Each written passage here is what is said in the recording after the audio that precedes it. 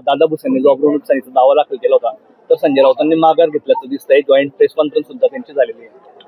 हे बघा, काही गोष्टी अशा असतात की त्यांना त्यावेळेस वाटलं असेल की आपला या ठिकाणी इब्रतीचा विषय आहे म्हणून त्यांनी दाखल केला असेल, पण नंतर लक्षात आल्यानंतर काही लोक माघार घेत असतात.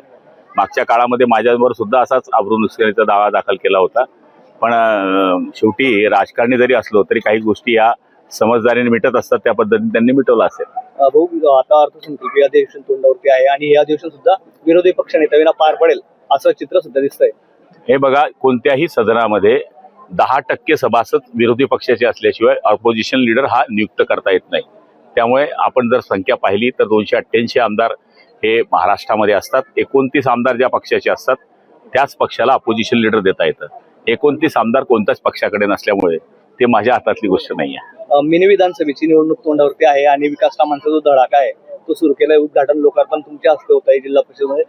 हे बघा, आता आमचे जिल्हा परिषद सदस्य एक पवन सोनवणे असतील किंवा आमची ग्रामपंचायतचे सदस्य असतील किंवा विरोधक लोक असतील, आम्ही काही हे गावाची पाण्याची टंकी बनवली ती फक्त शिवसेनेवाल्यांच्याच घरात जाणार नाही आहे. पाणी हे पाणी सगळ्यांच्या घरात जाणार आहे. हे पाणी फक्त हिंदूंच्याच घरात जाईल, मुसलमानांच्या घरात जाणार नाही, बौद्धांच्या घरात जाणार नाही असं नाही आहे. या रोडवरून फक्त शिवसेनेवालाच वापरेल असं नाही आहे.